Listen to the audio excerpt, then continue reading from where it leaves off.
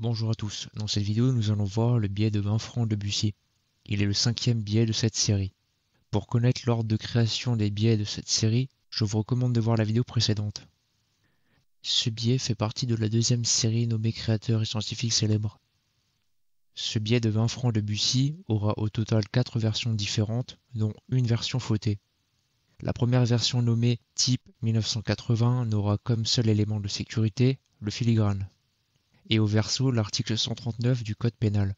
Puis, à partir de 1990, il y aura une deuxième version nommée Type 1980 à fil de sécurité, qui aura donc un fil de sécurité en plus du filigrane. Puis, à partir de 1995, il y aura la dernière version de ce billet. Cette version sera nommée Type 1980 modifié. Le billet aura donc un fil de sécurité qui aura également pour but de tester en situation réelle les nouveaux signes de sécurité en vue d'une nouvelle série de billets. Sur le verso, l'article du Code pénal a changé et ce sera les articles 442-1 et 442-2. Le nouveau Code pénal a été mis en vigueur en 1994. Il y a également un seul type de billet fauté pour ce billet qui sera nommé Type 1980 Uniface. Sur la photo suivante, on peut voir la différence entre le premier modèle Type 1980 et le troisième modèle nommé Type 1980 modifié. On remarque que sur la première version, le dessin du billet est net, tandis que sur la troisième version, le dessin est plus flou. Sur le verso du billet, on peut voir la même différence. On peut voir également que les filigranes sont légèrement différents. Sur cette photo, on peut voir le filigrane de la première version du 20 francs Debussy.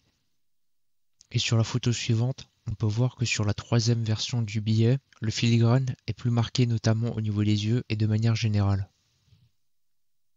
Le billet de banque de 20 francs Debussy type 1980 a eu sa première autorisation de création de série le 4 août 1980. Sa mise en circulation ne se fera qu'à partir du 6 octobre 1981 jusqu'au passage à l'euro. Le retrait ne se fera qu'à partir du 1er janvier 2002 et il ne sera privé de son cours légal qu'à partir du 17 février 2002. Il fut réalisé d'après une œuvre de Torel et gravé sur le recto par Joubert et sur le verso par Héroard. Le billet mesure 140 mm de longueur sur 75 mm de hauteur. Il est fait de matière pure coton et de fil métallique pour sa version avec un fil de sécurité. Sur le recto du billet à droite, on peut voir le portrait à l'effigie de Claude Debussy. Il est né le 22 août 1862 à Saint-Germain-en-Laye et il est mort le 25 mars 1918 à Paris. C'était un compositeur, musicien, pianiste et critique musical. Claude Debussy intègre le Conservatoire national de musique de Paris en 1872, où il y reçoit une formation complète et y restera pendant 10 ans. Il remportera le premier prix de Rome en 1884 avec sa cantate L'Enfant prodigue. Une fois rentré en France, il connaît un certain succès en 1894 avec une de ses partitions les plus célèbres, Prélude à l'après-midi d'un faune. Claude Debussy commence à se faire connaître et beaucoup de ses œuvres suscitent la polémique, comme son unique opéra achevé, Péléas et Mélisande en 1902. Son portrait est reproduit d'après une œuvre de Marcel Bachet. En arrière-plan, on peut voir le dessin d'une mer qui fait référence à une œuvre du compositeur nommée La Mer, mais aussi qui reprend le design de la couverture de l'édition originale de 1905. Cette dernière rappelant la grande vague de Hokusai. Toujours au recto du billet au premier plan, on peut voir de la gauche vers la droite le numéro d'ordre du billet, les signatures du contrôleur général et du caissier général. Ensuite, on voit au centre le numéro de série, puis la signature du secrétaire général. Puis, en bas à droite, on voit le numéro d'alphabet du billet et ainsi que la date d'impression du billet. Le filigrane.